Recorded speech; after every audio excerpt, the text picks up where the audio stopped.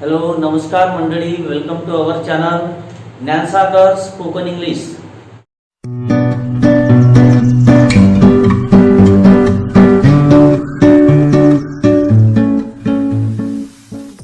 Today in this video we are going to discuss classification of verbs. या video मध्ये आपल्याला वर्बचं classification शिकायचं आहे. लई मोठा टॉपिक आहे गण्या, तर चांगल्या प्रकारे लक्षात घ्या. वर्ब्स कशाला म्हणतात आधीच्या व्हिडिओ मध्ये आपण शिकलो. यामध्ये त्यांचं क्लासिफिकेशन किती प्रकारांमध्ये झालेलं आहे, त्यांना कोणते नाव आहेत आणि का बरं त्यांना तसे नाव पडलेले आहे, तर या व्हिडिओ मध्ये आपल्याला पूर्ण वर्बचं ऑपरेशनच करून घ्यायचं आहे. जसं माणसाचं ऑपरेशन होते ना, तसा वर्बचं करायचं आहे. तर पद्धतशीर लक्षात घ्या. आपल्याला माहित आहे, आपल्याला पहिलं समजलं पाहिजे की वर्ब्स कशाला म्हणतात गण्या. काय वर्ब्स कशाला म्हणतात? वर्ब्स कोणत्या शब्दांना म्हणत असतो, तर आपण इथं दिलेलं आहे बघा, स्टेट ऑफ एक्झिस्टन्स जे दाखवणारे शब्द असतात, स्टेट ऑफ एक्झिस्टन्स दाखवणारे, अस्तित्व दाखवणारे. आपण वर्बच्या व्हिडिओ मध्ये व्हॉट इज अ वर्ब ते पाहून घ्या. ओके, म्हणजेच तुम्हाला चांगल्या प्रकारे समजेल.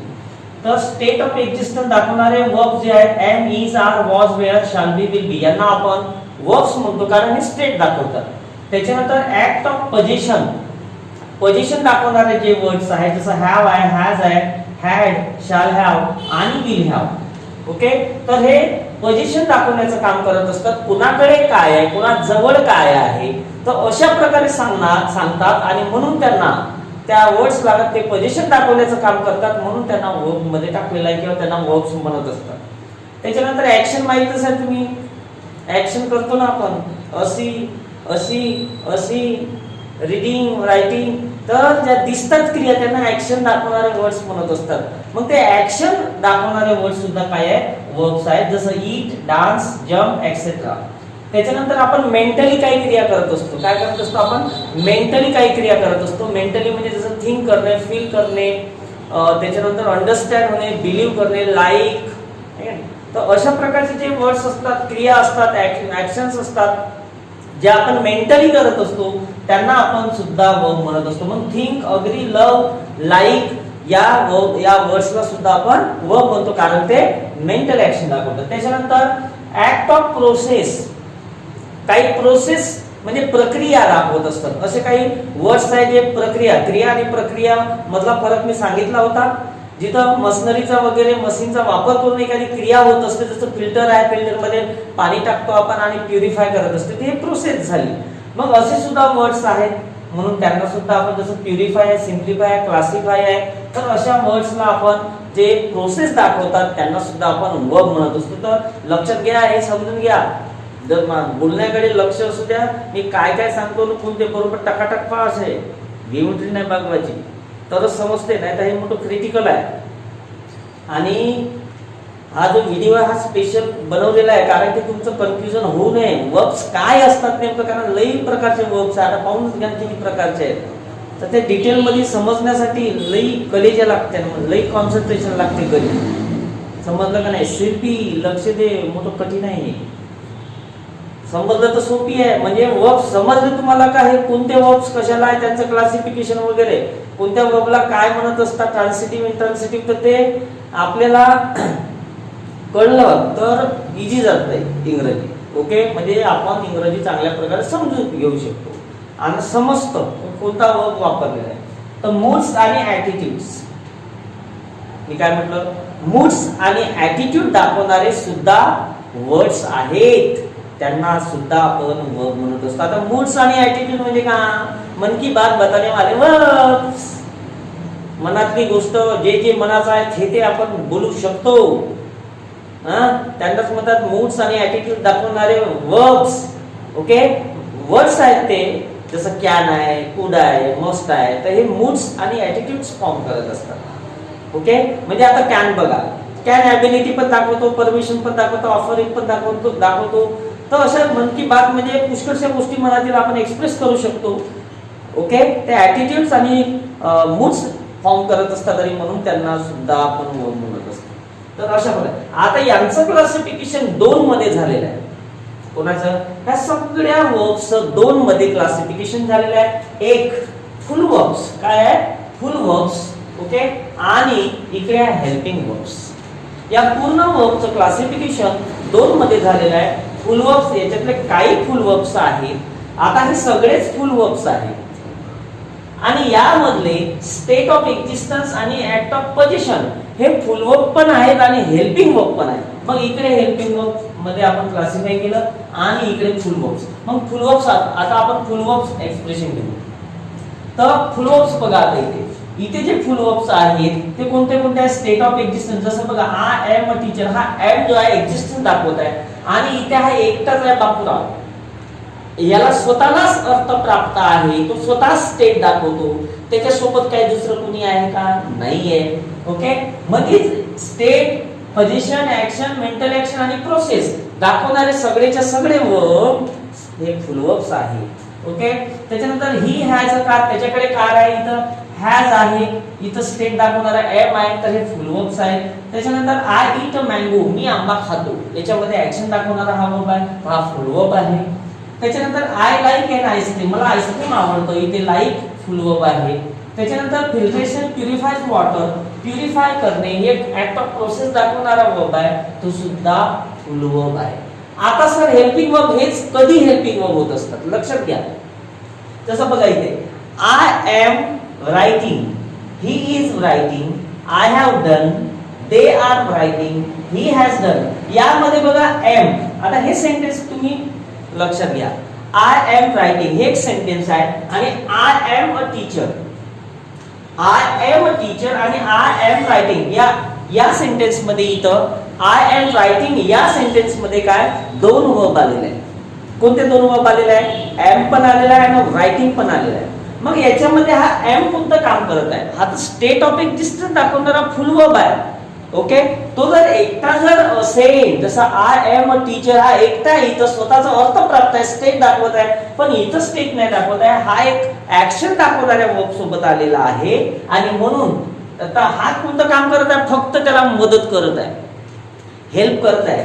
म्हणजे हा जो राईट आहे हा का म्हणते माझ्यासोबत ये म्हणते, मला मदत पाहिजे म्हणते. कशाला पाहिजे मदत तुला?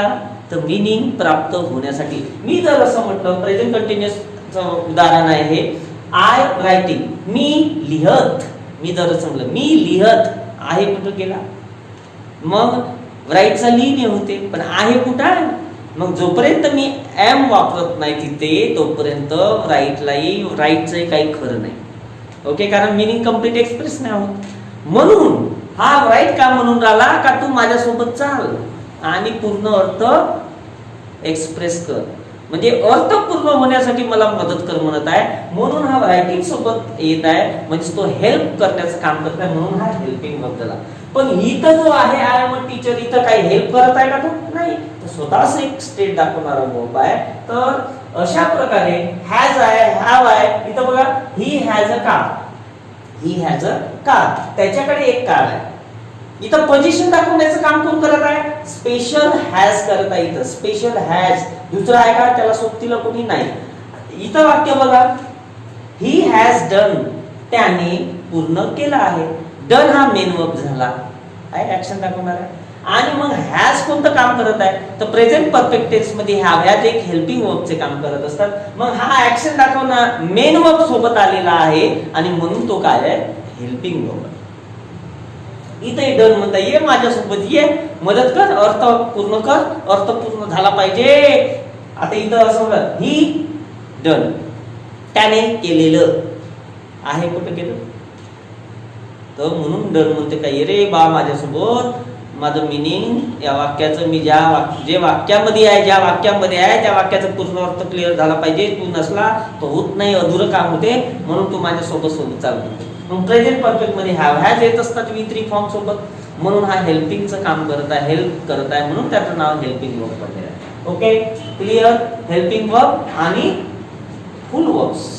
ओके. तर हे सगळे फुल वर्ब्स आहेत, स्टेट दाखवणारे, पोझिशन दाखवणारे, ऍक्शन दाखवणारे, मेंटल ऍक्शन दाखवणारे आणि ऍक्ट ऑफ प्रोसेस दाखवणारे. ओके. इथे एक्झाम्पल दिलेलंच आहे मी. त्याच्यानंतर इकडे पण एक्झाम्पल दिलेलं आहे की त्यांनाच आपण हेल्पिंग वर्ब का म्हणत असतो. तर इथे टेन्स मध्ये ते हेल्पिंग वर्ब म्हणून काम करत असतात, टेन्स मध्ये ते हेल्पिंग वर्ब म्हणून काम करत असतात. त्याच्यानंतर आता आता आपल्याला बघायचं फुल वर्ब झालं इथे. आता फायनाइट वर्ब्स आणि नॉन फायनाइट वर्ब्स कशाला म्हणतात लक्षात घ्या. थोडंसं इकडं करत समजलं पाहिजे ना.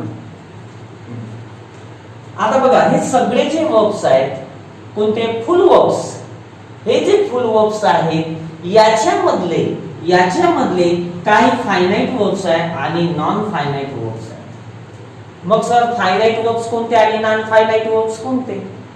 तर नॉन फायनाइट वर्ब्स म्हणजे मन न बदलणारे, ते रंग बदलत नसतात. यांच्यामधले काही नॉन फायनाइट आहेत आणि काही फायनाइट आहेत. फायनाइट हे रंग बदलत असतात, रंग बदलत असतात सड्यासारखे. तुम्ही कसं रंग बदलता आहे का नाही? सरडा कसा रंग बदलते, सरडा आहे नाही, जसं झाड आलं तसा कलर बदलते. तर हे सुद्धा फायनाइट वर्ब्स म्हणजे याच्यातले आता कोणते फायनाइट आहेत आणि कोणते नॉन फायनाइट आहेत तर आता ते बघू. लक्ष द्या. ऍक्शन दाखवणारे, मेंटल ऍक्शन दाखवणारे आणि ऍक्ट ऑफ प्रोसेस दाखवणारे हे जे आहेत, ओके, हे सगळे स्टेट दाखवणारे सगळेच्या सगळे सर्वच फायनाइट वर्ब्स आहेत. आता कसं सर सांगतो तुम्हाला फायनाइट कसं आहे. लक्ष द्या, मी हे इथं लिहितो. ओके. आता लक्ष द्या, फायनाइट वर्ब म्हणजे रंग बदलणारे कसे आहेत. जसं मी म्हटलं आता आय एम अ टीचर. लक्ष द्या रे, समजलं पाहिजे ना. बयाडासारखे काम करा का, एवढं ऑपरेशन घेऊन आलं तुमच्या समोर. आय एम अ टीचर सांगा रे गणिया. याच्यामध्ये वर्ब कोणता आहे? एम आहे. फुल वर्ब आहे, स्टेट दाखवत आहे. मग आता समजा मी टीचर आहो असं मी म्हटलं तर एम वापरलं. मी समजा तो टीचर आहे तर ही येणार, तर इथं काय येणार? एम राहणार का? He is a teacher. तर इथं बघा सब्जेक्ट बदलला म्हणजे प्रोनाउन बदलला, तर फॉर्म पण बदलला. ऐकाने बदलून राहिलं ना ते सध्यासारखं. आय होतं तर एम घेतलं, ही होतं तर इज घेतलं. परत अजून दे जर आला तर आर घेतो आपण. They are teachers. बघा आता दे आर टीचर म्हणजे दे हा प्रोनाउन बदलला तर आर पण बदलला. असं आहे ते. मग ते रंग बदलून राहिले का नाही? कर्त्यानुसार कर्त्यामध्ये नाऊन येते, प्रोनाउन येते, त्याच्यानुसार हे बदलून राहिलेले का. आणि हे बदलून काऊन राहिले तर काय, आता ते प्रोनाउन बदलले ना गणिया, तर प्रोनाउन बदलले तर ते बदलले. मग हे बदलणारे आहेत तर हे कशानुसार बदलणारे आहे? प्रोनाउन नुसार. आता काय जर बदलवायचं असेल तरी ते बदलतात ना. पहा ना इकडे, लक्षात घ्या. नाही इथं घेतो वाक्य, लक्षात घ्या बरोबर. जसं मी शिक्षक होतो, भूतकाळामधली स्टेट दाखवायचे. मी शिक्षक होतो तर आता मी असं म्हणणार आय. एम येणार काही तर नाही, मग पण बदलला. कार्ड बदलवायचा आहे मला, स्टेट भूतकाळामध्ये दाखवायचे, पास्ट मध्ये, तर वाज म्हणणार ना. एम कसं जमणार आहे ते, तर एम तर प्रेझेंट स्टेट दाखवते, मग वाज पास्ट स्टेट दाखवत आहे, मग आय वॉज अ टीचर. आता बदलला का नाही सांगा बरं? I was a teacher. मला काळानुसार सुद्धा ते बदलतात. काळ बदलला तर ते बदलले, असं आहे ते भजन. त्याच्यानंतर ही इट्स अ मँगो. तो आंबा खातो. बघा इथे ऍक्शन दाखवणार आहे. ही इट्स अ मँगो. आता जर मी म्हटलं मी आंबा खातो तर काय होणार? I it a mango. मग इथं बघा ही आलं तर यस लागलं, इथं आय आलं तर काहीच नाही लागलं. म्हणजे ते बदलून राहिले, प्रोनाउननुसार बदलत आहे. मग जे असे बदलणारे जे वर्ब असतात त्यांना आपण म्हणत असतो फायनाइट वर्ब्स. काळानुसार बदलतात, प्रोनाउन नुसार बदलतात. ओके, म्हणून त्यांना आपण काय म्हणत असतो? गणिया. कुठे गेलं रे डस्टर? काय म्हणत असतो? Finite verbs. तर आता समजलं फायनाइट वर्ब्स. मग हे सगळेच्या सगळे फायनाइट वर्ब्स आहेत. सगळेच्या सगळे फायनाइट वर्ब्स आहेत. ओके, स्टेट दाखवणारे, पोझिशन दाखवणारे, ऍक्शन दाखवणारे, मेंटल ऍक्शन दाखवणारे, ऍक्ट ऑफ प्रोसेस. आता नॉन फायनाइट वर्ब्स कोणते आणि इथं समजून घेऊ आपण. लक्षात घ्या. नॉन फायनाइट वर्ब्स कोणते आहेत? 3 आहेत. यांच्यामधले, या फुल वर्ब्स मधले नॉन फायनाइट कोणते आहेत? ऍक्शन, मेंटल ऍक्शन आणि ऍक्ट ऑफ प्रोसेस ओके दाखवणारे जे वर्ब्स आहेत ते नॉन फायनाइट. आता ते नॉन फायनाइट काऊन आहे? त्याच्यासाठी दोन गोष्टी लक्षात ठेवायचं. ते सब्जेक्टच्या नंतर येत नाही, कर्तेच्या नंतर काही येत नाही, आणि ते प्रोनाउन बदलू का काळ बदलू ते काही आपला रंग कलर बदलत नाही. फायनाइट सारखे काम नाही करत. ते वापरा म्हणते सब्जेक्ट आय वापरा, प्रोनाउन कोणते वापरा, ही वापरा, सी वापरा. कोणता सी गण्या तिकडचा नाही, सी एस सी म्हटलं प्रोनाउन सब्जेक्ट. ते वापरा, वी वापरा, पण हे काही मानत नाही. नाही बदलत म्हणजे नाही बदलत म्हणतात. ते कलर कधीच नाही बदलत. पण ते फायनाइट पासूनच तयार होत असतात. जे फायनाइट वर्ब्स कोणते आहे? ऍक्शन दाखवणारे आहेत, मेंटल ऍक्शन दाखवणारे आहेत आणि ऍक्ट ऑफ प्रोसेस दाखवणारे आहेत. त्याच्यापासूनच बदलतात, त्यांच्यापासूनच तयार होतात ओके. आणि ते फायनाइट वर्ब सोबतच असतात. म्हणजे आता सेंटेन्स मध्ये दोन वर्ब्स येणार, फायनाइट पण येणार आणि नॉन फायनाइट पण येणार. मग नॉन फायनाइट ते बदलत नसतात, फायनाइट आता सांगितलं ते बदलतात. आता बघू आपण कसं. ठीक आहे. मग ऍक्शन, मेंटल ऍक्शन आणि ऍक्ट ऑफ प्रोसेस या तिन्ही गोष्टी दाखवणारे वर्ब्स नॉन फायनाइट आहेत आणि ते फायनाइट पण आहेत. मग त्यांच्यापासूनच तयार करतात. मग आता हे बघा तीन प्रकारचे आहे. किती आहे गड्या? तीन प्रकारचे. कोणते? इन्फिनिटिव्ह, जिरड, जिरा जिरा जिरड, पार्टिसिपल. मी आता हे शॉर्टकट घेतो ओके. कोणते? Non finite verb. मग हे फायनाइट आणि नॉन फायनाइट मधलंच फरक शिकणार आहे. हे आता वर्बचं पूर्ण ऑपरेशन एका वेळेस सांगून राहिलो तुम्हाला का वर्बचं क्लासिफिकेशन कसं कसं झालेलं आहे. चल आता रंग बदलणारे बघू. आता कोणते आहे? Non finite verb. म्हणजे याच्यातलेच काही नॉन फायनाइट आहे. स्टेट आणि पोझिशन सोडलं तर तिन्ही ऍक्शन, मेंटल ऍक्शन आणि प्रोसेस दाखवणारे हे नॉन फायनाइट आहे.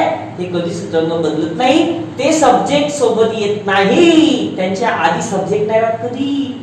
पाहिलं कसं आहे? तर पाहिजे ए शिल्पी लक्ष दे मग इकडं समजलं पाहिजे. ते रंग बदलत नाही. किती त्याला ढोसा तरी ते काय आपला रंग बदलणार नाही. किती सांगता येईल तरी नाही बदलत.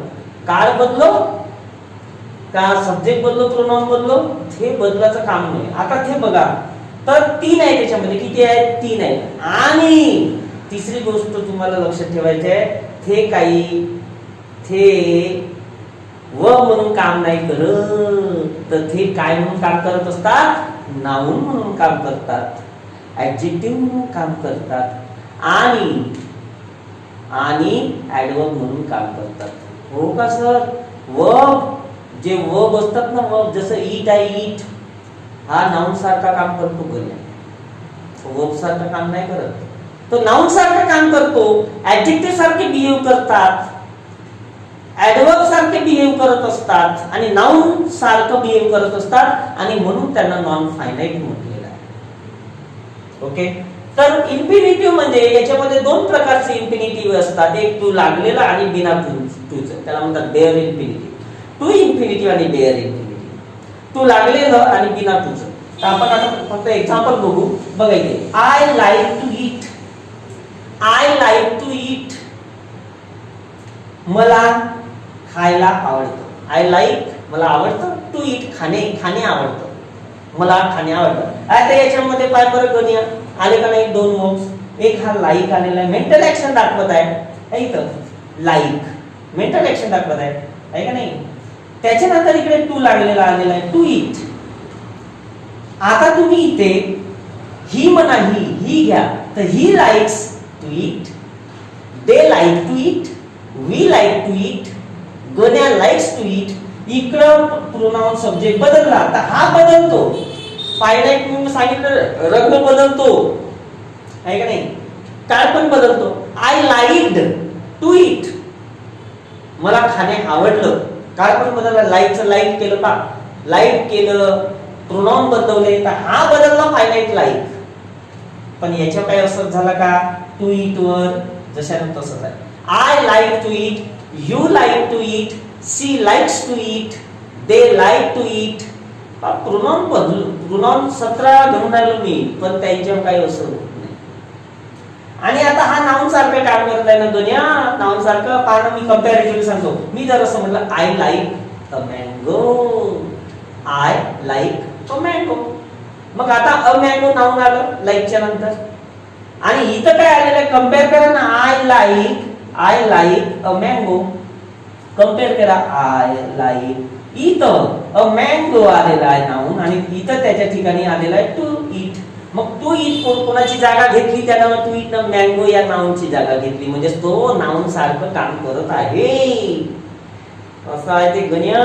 ऑब्जेक्टच्या ठिकाणी आला आहे तो सब्जेक्ट ऑब्जेक्ट. मग या ठिकाणी आपण नाउन वापरत असतो. काय वापरत असतो? नाउन. मग इथं आलं का नाही, I like to eat, I like a mango. इथं मँगो आलेला आहे, मग मँगोची जागा टू ईट न घेतलेली आहे, टू इन्फिनिटीनी. म्हणजे इथं का कोणतं काम करत आहे, तो नाउनचं काम करत आहे. तर असं काम करत असतात, रंग बदलत नाही. आता तुम्ही असे म्हणू शकता आय लाईक इटिंग. समजा ईटला आयएनजी लागलं आणि ते नाउन सारखं जर काम करत असल, तर त्याला आपण काय म्हणतो, जिरण म्हणत असतो. काय? जिरण. नाउन सारखं काम करत आहे. बघा टू ईट हे नाउन सारखं काम करत आहे, तर इथं आय लाईक इटिंग पण म्हणू शकता. आय लाईक टू ईट और आय लाईक इटिंग. मला खाणे आवडतं. कोणाला नाही आवडत? गप्प गप्प दाबतो खायचं म्हणलं तर आय लाईक टू ईट आणि आय लाईक इटिंग.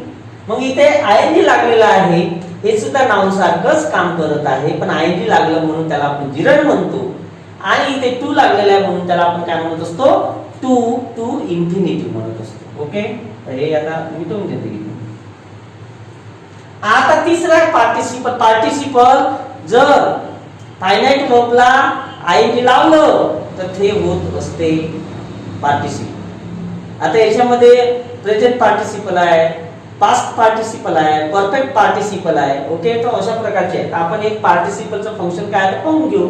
यांना काऊन नॉन फायनाइट म्हटलेलं समजलं. हे रंग बदलत नाही, प्रोनाउन नुसार काळानुसार काही बदलत नाही, त्याच्यावर काही असर होत नाही. ते नाउन आणि ऍडजेक्टिव्हचं काम करत असतात. ओके, परत ऍडव्हर्बचं सुद्धा काम करत. आता बघा लक्ष दे रे गण्या. पार्टिसिपल जो आहे इथं बघा, आय सा मी बघितलं, आय सा मी बघितलं. आय सब्जेक्ट झाला, सा हा फायनाइट वर्ब झाला. आय सी पण म्हणू शकतो, आय विल सी पण म्हणू शकतो, मी बघेल पण म्हणू शकतो, आहे की नाही. हा बदलू शकतो, बदलणारा आहे, रंग बदलणारा म्हणून फायनाइट आहे. त्याच्यानंतर बघा इथं मी लिहिलेला आहे ग्लास. आय सा अ ग्लास, मी एक ग्लास बघितला, मी एक ग्लास बघितला आहे इथं. आय सा अ ग्लास. आता अब्रोकन आहे, ब्रोकन. मी फक्त ग्लासच म्हटला, मी एक ग्लास बघितला. पण आता लक्षात घ्या, ग्लास बद्दल मी समजा आय सा अ ब्रोकन ग्लास, मी तुटलेला ग्लास बघितला. मग इथे जो ब्रोकन आहे, V3 form, break, broke, broken, तिसरं फॉर्म वर्बचं. तर हे इथं कोणतं काम करत आहे, ते ह्या ग्लास बद्दल माहिती सांगत आहे. मी ग्लास तर बघितला, पण ग्लास कशा प्रकारचा ग्लास बघितला, नाही का नाही. तिने मातीचा बघितला, फुटलेला बघितला, रंग दिलेला बघितला. तर इथं ब्रोकन म्हणजे तुटलेला. म्हणजे हा जो ब्रोकन आहे, ब्रेक या वर्ब पासूनच V3 फॉर्म बनलेला आहे का नाही. पास्ट पार्टिसिपल बनलेला आहे, इथं आपला परफेक्ट पार्टिसिपल बनलेला आहे. तर इथं जो ब्रोकन आहे, ब्रोकन हा जो V3 फॉर्म आहे, हा जो आहे हा ग्लास बद्दल सांगत आहे. मग ग्लास तर हे नाउन आहे, मी ग्लास बघितला, पण कोणता ग्लास, ब्रोकन ग्लास. मग ब्रोकन कोणाबद्दल सांगत आहे, ग्लास या नाउन बद्दल. मग नाउन बद्दल सांगणारे या वर्डला आपण ऍडजेक्टिव्ह म्हणतो. म्हणजेच इथं ब्रोकन आता कोणतं काम करत आहे, ऍडजेक्टिव्हचं काम करत आहे, आणि म्हणून तो पार्टिसिपल आहे. तसं दुसरं बघा, ही केम तो आला, इथं फायनाइट वर्ब आहे, ही केम तो आला. रन म्हणजे खाऊन होते, हा सुद्धा एक फायनाइट वर्ब आहे. पण त्याच्यापासून या बघा केम सब्जेक्ट सोबत आला, पण हा रनिंग जो आला, रन पासून आयएनजी लागलं. ओके, हा जिरण घेऊ शकते, पण इथं जिरण नाव हा पार्टिसिपल आहे. याचं कारण सांगतो. ही केम तो आला, कसा आला, धावत आला. तो आला पण धावत आला. आता येण्याची क्रिया त्याने केली, पण कशी केली हे कोण सांगत आहे, रनिंग सांगत आहे. रन या वर्ब पासून आयएनजी लागून तो एक प्रेझेंट पार्टिसिपल सांगत आहे. तो आला, पण येण्याची क्रिया कशी केली? धावत आला, धावत. मग इथे धावत रनिंग हे कम म्हणजे केम येण्याबद्दल सांगून राहिलेलं आहे. काय येण्याची क्रिया कशी केली? मग क्रियेबद्दल जर सांगणारा शब्द जसं ही रॅन फास्ट, तो वेगाने धावला. तर धावण्याबद्दल कोण सांगत आहे? फास्ट. मग वर्ब बद्दल जो मीनिंग, वर्ब बद्दल जो सांगत असतो वर्ड्स, त्याला आपण काय म्हणतो? ऍडवर्ब म्हणत असतो. मग इथे केम या येण्याच्या क्रियेबद्दल कोण सांगत आहे? रनिंग. तो धावत आला. येण्याची क्रिया कशी केली? धावत केली त्याने. ओके, येण्याची क्रिया कशी केली त्याने? धावत केली. मग येण्याच्या क्रियेबद्दल वर्ब बद्दल सांगत आहे, फायनाइट वर्ब बद्दल सांगत आहे. रनिंग म्हणजे सांगायचं आता ऍडवर्ब म्हणून काम करत आहे. काय म्हणून करत आहे? ऍडवर्ब म्हणून करत आहे. तर अशा प्रकारे जे नॉन फायनाइट वर्ब्स आहेत ते रंग बदलत नसतात, फायनाइट बदलत असतात. टेन्स वेन्स मध्ये आपण यूज करत असतो. ऍक्शन दाखवणारे, स्टेट दाखवणारे, हे सगळे काय आहेत? रंग बदलतात. सब्जेक्ट नुसार, काळानुसार ते बदलत असतात. नॉन फायनाइट वर्ब्स हे कधी बदलत नसतात आणि ते नाउन, ऍडजेक्टिव्ह आणि ऍडवर्ब म्हणून काम करत असतात. नाउनची जागा घेतात, नाउन सारखं बिहेव करतात, ऍडजेक्टिव्ह सारखं करत असतात, म्हणून त्यांना नॉन फायनाइट वर्ब म्हटलेलं आहे. पण ते तयार कोणापासून होत असतात? कोणापासून तयार झालेले आहे? बघा ना इथे, to eat, eating, running, broken, हे सगळे फायनाइट वर्ब पासूनच बनत असतात. ओके, पण फंक्शन नाउन सारखं करतात, ऍडजेक्टिव्ह सारखं करतात आणि ऍडवर्ब सारखं करतात, म्हणून त्यांना नॉन फायनाइट वर्ब असे म्हणतात. त्याच्यानंतर आता इकडची बाजू बघून घेऊ गड्या. झाला. आता फायनाइट वर्ब समजलं. जे काळामध्ये आपण वापरत असतो, स्टेट, पोझिशन आहे, ऍक्शन आहे, मेंटल ऍक्शन आहे, ऍक्ट ऑफ प्रोसेस आहे, हे सगळेच काय आहे? फायनाइट वर्ब्स आहेत आणि ते रंग बदलतात असं मी सांगितलं. आता त्याच्यामधले काही बघा, फायनाइट वर्ब्स मधले काही, फायनाइट वर्ब्स मधले काही ट्रान्सिटिव्ह आणि इनट्रान्सिटिव्ह, सकर्मक आणि अकर्मक. ट्रान्सिटिव्ह वर्ब्स कोणते आहेत आणि इनट्रान्सिटिव्ह वर्ब्स कोणते आहेत? आता इथं मी सांगतो, एक्सप्लेन करतो, इथं लक्षात घ्यायला. जसं आय ईट अ मँगो, हे वाक्य, आय ईट अ मँगो, मी आंबा खातो. आता इथं करता कोण आहे? मी आहो. कोणती क्रिया करतो? खाण्याची करतो. हा वर्ब झाला, ऍक्शन दाखवणारा वर्ब आहे. आता लक्षात घ्या, क्रिया मी कशावर करत आहो गण्या? कायच्यावर तरी करत आहो का नाही? कशावर करत आहो? मँगो करत आहो. मँगो करता म्हणत तो गच पोटात जात आहे ना, मग राहते भुई तुझ्या हातात, बस जो हालवत. मग क्रिया कोणावर होत आहे? खाण्याची क्रिया. आपण कोणतीही वस्तू खातो त्या वस्तूवर क्रिया होते ना गण्या. म्हणजेच इथे मी जे खाण्याची क्रिया करत आहोत ते पासोवर होत आहे, एका वस्तूवर पासवर होत आहे, कोणावर तरी होत आहे. मग इथे कोणावर होत आहे? मँगोवर होत आहे. मग हा जो वर्ब आहे ईट, अशी ऍक्शन, अशी क्रिया दाखवतो की जी क्रिया एखाद्या नाउनवर, एखाद्या वस्तूवर पासवर होत आहे. म्हणून या वर्बला ट्रान्सिटिव्ह वर्ब म्हणतात. ओके, आता मी दुसरं वाक्य घेतो. आय स्लीप्स, आय स्लीप, मी झोपतो, आय स्लीप, किंवा आय गो टू स्कूल. बघा, आय स्लीप, मी झोपतो. आता झोपण्याची क्रिया कोणावर? पासावर होते का रे? तू झोपून राहिला आणि दुसऱ्यावर पासावर होत आहे ती क्रिया, होत आहे का गण्या? अरे आपण स्वतःसाठी झोपतो, रिलॅक्सेशन साठी झोपतो का नाही? झोपण्याची क्रिया तू कोणावर करते का? मला खरं सांग. हो शिल्पी, हो करते का? स्वतःसाठीच झोपतो. करता ही क्रिया स्वतःसाठीच करते, ते कोणावर पासावर होत नाही. म्हणून अशी क्रिया दाखवणारा जो वर्ब असतो त्याला म्हणतो आपण इंट्रान्सिटिव्ह. मग स्लीप काय आहे? इंट्रान्सिटिव्ह आहे. ईट काय आहे? ट्रान्सिटिव्ह आहे. म्हणजे ऑब्जेक्ट असेल तेव्हा ट्रान्सिटिव्ह वर्ब असतो. लक्षात घ्या, ऑब्जेक्ट तेव्हाच असते जेव्हा ट्रान्सिटिव्ह वर्ब असते. आता इकडे बघा, आय गो टू स्कूल, मी शाळेत जातो. बघा इथे गो हा गो बघा ना, आता दिसलं का गड्या? तर हा गो जो आहे, मी शाळेत जातो, मी शाळेत जातो. तर जाण्याची क्रिया कोणावर? पासवर होत आहे का? तुम्ही जात आहे ना, दुसऱ्यावर काय त्याला दुसऱ्याला करंट लागत आहे का? पासवर होता काय? हे नाही. तुम्ही जाता, जाण्याची क्रिया करता आणि शाळेमध्ये पोहोचता, तुम्ही स्वतःसाठीच करता ते. मग आता ही जी क्रिया दाखवणारा वर्ब आहे बघा, ऍक्शनच दाखवणार आहे. इथे ही ऍक्शन दाखवते, स्लीप ही ऍक्शन दाखवते, पण इथं गो जो आहे हे स्वतःसाठी आपण क्रिया करतो. हे कोणत्याही नाउनवर, कोणत्याही ऑब्जेक्टवर पासवर होत नाही. एखाद्या गोष्टीवर, एखाद्या वस्तूवर पासवर होत नाही. सब्जेक्ट हा स्वतःसाठीच करतो, म्हणून अशी क्रिया हा गो दाखवत आहे जी क्रिया सब्जेक्ट स्वतःसाठीच करतो. म्हणून गो हा इंट्रान्सिटिव्ह वर्ब झाला. जिथं क्रिया पासवर होत असते म्हणजे सब्जेक्ट जी क्रिया करत असतो आणि ती पासवर जर एखाद्या ऑब्जेक्टवर म्हणजे एखाद्या नाउनवर होत असेल तर अशी क्रिया दाखवणारा जो वर्ब असतो त्याला आपण ट्रान्सिटिव्ह वर्ब म्हणतो. आणि ज्याच्यावर पासवर होत असते तो असतो गण्या ऑब्जेक्ट. ऑब्जेक्ट होतो गण्या तो. समजलं का नाही?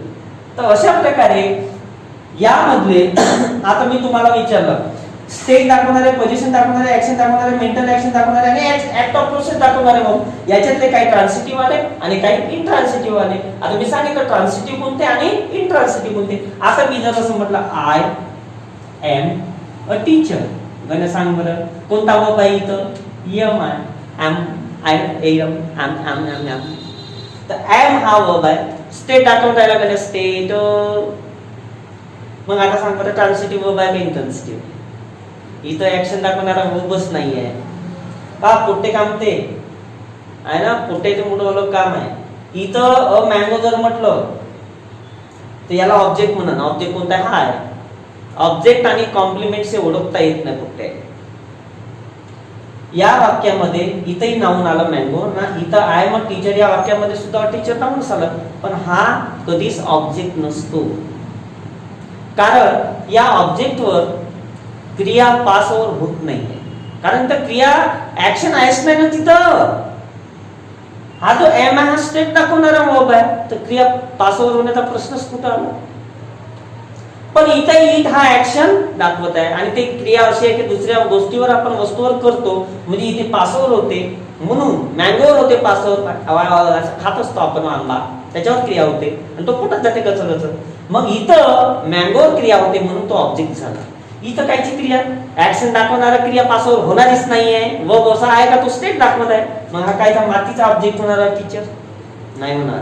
हा कॉम्प्लिमेंट होणार. काय होणार? कॉम्प्लिमेंट होणार. जर असा वर्ब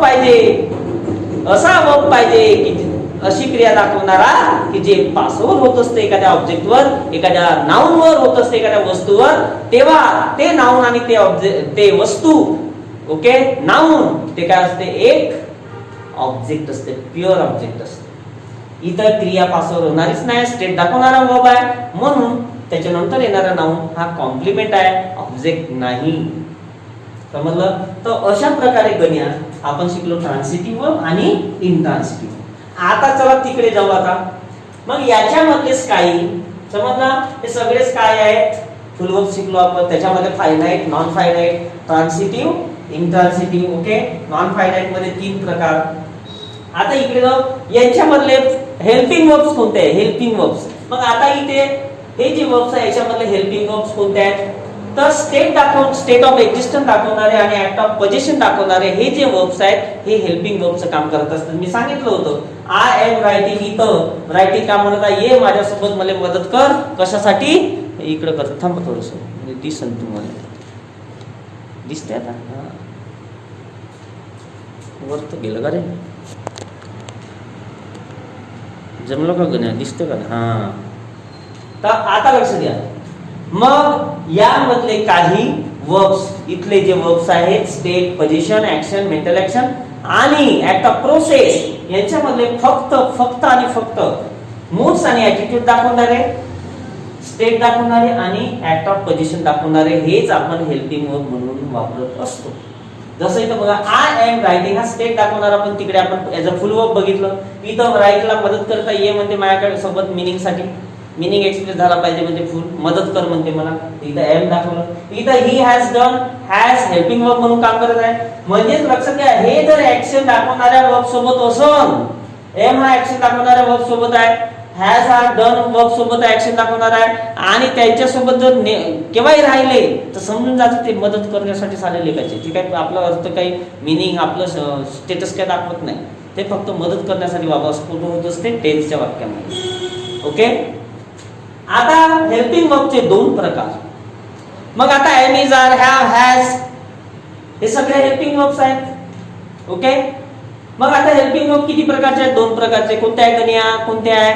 प्रायमरी हेल्पिंग वर्ब्सला म्हणतात ऑक्झिलियरीज. ऑक्झिलरी. ओके, मग प्रायमरी ऑक्झिलरीज आणि modal auxiliaries. Modal auxiliary verbs आणि primary auxiliary. Okay, primary helping verbs आणि मॉडल ऑक्झिलरीज. ओके, त्यालाच आपण हेल्पिंग वर्ब म्हणतो. दोन प्रकारचे. आता दोन प्रकारचे कोणते लक्षात घ्या. प्रायमरी जे ऑक्झिलरीज आहेत कोणते? प्रायमरी ऑक्झिलरीज मेन वर्ब्स म्हणून काम करतात आणि हेल्पिंग वर्ब म्हणून सुद्धा काम करतात. आपण बघितलं नाही इकडं हेल्पिंग मेन वर्ब म्हणून पण काम करत होते स्टेट दाखवण्यासाठी, आणि आता इकडे काय करत आहेत? टेन्स मध्ये जर वापरलं त्यांना तर काय करत आहेत? ते काय करत आहेत? हेल्प करण्याचं काम करत आहेत. जसं आय एम रायटिंग इथे एम हेल्पिंग वर्ब म्हणून यूज केलेलं आहे. तर प्रायमरी ऑक्झिलरीज हे मेन वर्ब म्हणून पण काम करतात आणि काय म्हणून पण काम करतात? हेल्पिंग वर्ब म्हणून पण काम करतात. त्याच्यानंतर ते फॉर्म चेंज करतात. बरोबर आहे ना? आता इथं ही इज रायटिंग, तो घेतला सब्जेक्ट तर ते चेंज होत असते. दे घेतलं तर दे आर येत असते. म्हणजे प्रोनाउन नुसार आणि काळानुसार ते बदलतात, म्हणजेच फॉर्म चेंजेस. त्याच्यानंतर main verb change. Main verb पण त्याच्यानंतर फायनाइट वर्ब बदलत असतो. त्याचा काळ बदलत आहे. ठीक आहे, आता मला असं म्हणायचं आहे मी लिहिलेलं आहे. आता आय एम रायटिंग झाला. आता मी लिहिलेलं आहे म्हणजे आय हॅव रिटन येणार. म्हणजे आता काळ बदलला तर ते मेन वर्ब पण बदलला. तिथं रिटन आला, रिटन. कंटिन्युअस जर टेन्स घेतात I am writing, आयएनजी before form आलेला आहे, तर ते काय करत असतात? फॉर्म बदलत असतात आणि मेन वर्ब सुद्धा चेंज होत असते. ते चेंज होतात, मेन वर्ब पण चेंज होत असते. डू नॉट फॉर्म मूड्स, आणि हे मूड वगैरे काही फॉर्म करत नाही, ऍटिट्यूड्स फॉर्म करत नाहीत आणि म्हणून त्यांना प्रायमरी ऑक्झिलरीज म्हटलेलं आहे. ओके, म्हणजेच ते फक्त टेन्स मध्ये हेल्प करण्याचं काम करत असतात. ओके, त्यानंतर मॉडल ऑक्झिलरीज. ऑक्झिलियरीज म्हणजे काय? Model auxiliaries, modal auxiliary verbs हे कोणते आहेत? तर हे हेल्पिंग वर्ब्स असतात. जसं बघा आय कॅन डान्स, मी नाचतो. बघा इथे कॅन नाही लिहिलं तर आय डान्स, मूड चेंज करत आहे, ऍटिट्यूड. I can dance. मग याच्याबद्दल कॅन, शूड हे जे आहेत यांना आपण मॉडल ऑक्झिलरी वर्ब म्हणतो. याचं कारण असं आहे का ते हेल्पिंग वर्ब्स पण आहेत, आहे ना, फायनाइट वर्ब सोबत आहेत ना. ओके, त्याच्यानंतर ते कधीच फॉर्म चेंज करत नाही. जसं हे बदलतात. I am writing, he is writing, he म्हटल्याबरोबर ही झालं. पण I can dance, you can dance, they can dance, she can dance, Tom can dance. बघा सब्जेक्ट कोणतेही बदलवा, प्रोनाउन कोणतेही बदलवा, ते काही बदलाचं काम नाही, हे बदलतच नाही. नो फॉर्म चेंज, त्यांचं फॉर्म काय बदलत नाही. मग सब्जेक्ट कोणताही घ्या, प्रोनाउन कोणताही घ्या, ते बदलत नाही.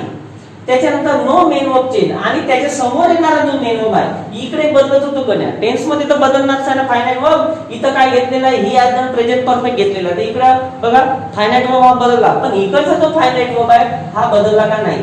I can dance, he can dance. Me model auxiliary verb बदललं, ही कुड डान्स, तो बदलत नाही. V1 म्हणजे V1च येत असतं. मग आता त्याच्यानंतर सिंपल मॉडेल्स आहेत, model auxiliary verb, perfect models आहेत, त्याच्यानुसार ते बदलतात. ओके, पण जनरली जे प्लेन मॉडल ऑक्झिलरी वर्ब आहे, कॅन आहे, कुड आहे, ओके, मस्ट आहे, शुड आहे, तर यांच्यानंतर जो फायनाइट वर्ब येत असतो तो काय फॉर्म चेंज करत नाही आणि ते सुद्धा काही बदलत नाही. You should study, he should study, she should study, we should study, they should study. बघा प्रोनाउन कोणतेही वापरा सब्जेक्ट मध्ये, हे काही बदलत नाही, ऍज इट इज फॉर्म राहतात. No main verb change and the form, specially they are used to form moods and attitude. हे महत्वाचं आहे गण्या, लक्षात घे. त्यांना मॉडल ऑक्झिलरी वर्ब याच्यासाठी म्हटलेलं आहे का ते मूड आणि ॲटिट्यूड्स फॉर्म करत असतात. They form moods and attitudes. म्हणजेच मन की बात बताने वाले वर्ब्स, सीधं सोप्या भाषेमध्ये. म्हणजे आपल्याला काहीही मनाचं असन, डोक्यामध्ये जे काही बोलायचं असन ते सगळंच आपण एक्सप्रेस करू शकतो. याने नाही करू शकत या बयाडाने, हे फक्त मदत करण्याचं काम करत आहे. आहे बस एवढंच सांगतात. हायलाइट वर्बला मेन वर्बला मदत करतात टेन्स मध्ये, म्हणून ते प्रायमरी झालेले का जे. पण हे यायचं काम तसं नाही. आता मला परमिशन मागायची आहे, मी जाऊ शकतो का? Can I go now? मला ॲबिलिटी दाखवायची आहे, मी उडी मारू शकतो. I can jump down from here. मी इथून उडी मारू शकतो. बघा, मला ॲबिलिटी दाखवायचं होतं, परमिशन एक्सप्रेस करायची होती, आणि ऑफर पण एक्सप्रेस करू शकतो. Ganya, can I have a glass of water for you? Ganya, Shilpi देऊ का? एक ग्लास पाणी देऊ का? मग हे मी कॅनचा वापर करून बोलू शकतो. Can I have a glass of water for you? Can I get a glass of water for you? Offer करत आहो, घे ना एक ग्लास पाणी, उष्णता चालू आहे, गरमी. तर आता इथं मी कॅन कशासाठी वापरला? ॲबिलिटी दाखवण्यासाठी वापरला, परमिशन साठी वापरला, ऑफरिंग साठी वापरला. तर असे वेगवेगळ्या गोष्टी आपण एक्सप्रेस करू शकतो, म्हणजेच त्याला म्हणतात मूड्स आणि ॲटिट्यूड्स. तर त्यासाठी आपण ते जे वर्ब्स आहेत ते हेल्पिंग वर्ब, ते ऑक्झिलरीज वापरत असतो, आणि म्हणून त्यांना मॉडल ऑक्झिलरी वर्ब म्हटलेलं आहे. ओके, तर अशा प्रकारे वर्बचं क्लासिफिकेशन झालेलं आहे दोन मध्ये, full verbs, helping verbs. There are two kinds of helping verbs, primary and modal auxiliaries, and primary auxiliaries and modal auxiliaries. त्याच्यानंतर full verbs, okay, classified into two kinds, finite verbs and non finite verb. त्याच्यामध्ये काही काय आहेत? Finite verbs आहेत आणि काही non फायनाइट्स आहेत. मग नॉन फायनाइट तीन प्रकारचे, infinitive, gerund and participle. And finite verbs दोन प्रकारांमध्ये आहे, ट्रान्सिटिव्ह अँड इंट्रान्सिटिव्ह. ओके, आणि आता स्क्रीनशॉट काढायचा असेल तर काढून टाकता येईल, काढायचं असेल तर काढून घ्या, दिसत असेल काढून टाका स्क्रीनशॉट.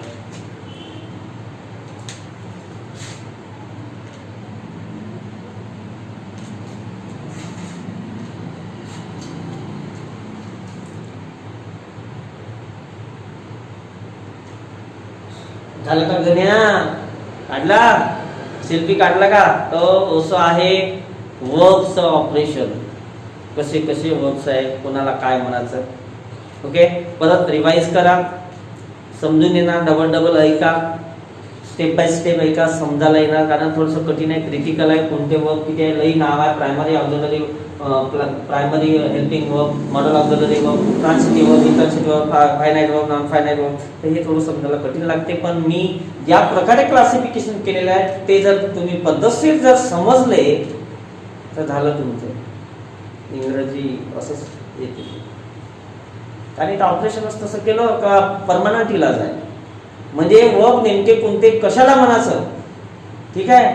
तर हे बरोबर पद्धतशीर लक्षात घ्या, हे वाचा, ऐका व्हिडिओ वारंवार समजत पर्यंत, रिवाइंड परत ऐका. ओके, असं क्लासिफिकेशन झालं. हे मेन वर्ब्ससाठी एवढे, या वर्ब्सला आपण वर्ड्सला आपण वर्ब म्हणतो, का बरं म्हणतो तो वर्बचं व्हिडिओ आहे ते पाहून घ्या. त्याच्यामध्ये क्लास फुल वर्ब्स आहे आणि हेल्पिंग वर्ब्स आहे, हे सगळं मी एक्सप्लेन केलेलं आहे. I hope you understood. Ganya, Shilpi, जमलं? पाहून घ्या, समजून घ्या. ओके, आणि टर्टर इंग्रजी बोला, थोडंसं कॉन्सेप्ट क्लिअर करा. परीक्षेच्या दृष्टिकोनातून ग्रामर महत्त्वाचं असते. बोलण्यासाठी, फ्लुएंट इंग्लिश येण्यासाठी आपल्याला वाक्य बनवता आलं पाहिजे, कॉन्सेप्ट क्लिअर झाला पाहिजे, कोणता वर्ब काय आहे, लई आहे असं, ठीक आहे. परत अजून पॉझिटिव्ह वर्ब्स आहेत, ते आपण स्पेशल व्हिडिओ घेणारच आहोत, ते अलगच आहे, तेच ॲक्शन दाखवणारेच आहेत. तर अशा प्रकारे वर्बचं क्लासिफिकेशन आहे गण्या. ओके, धन्यवाद, थँक यू व्हेरी मच.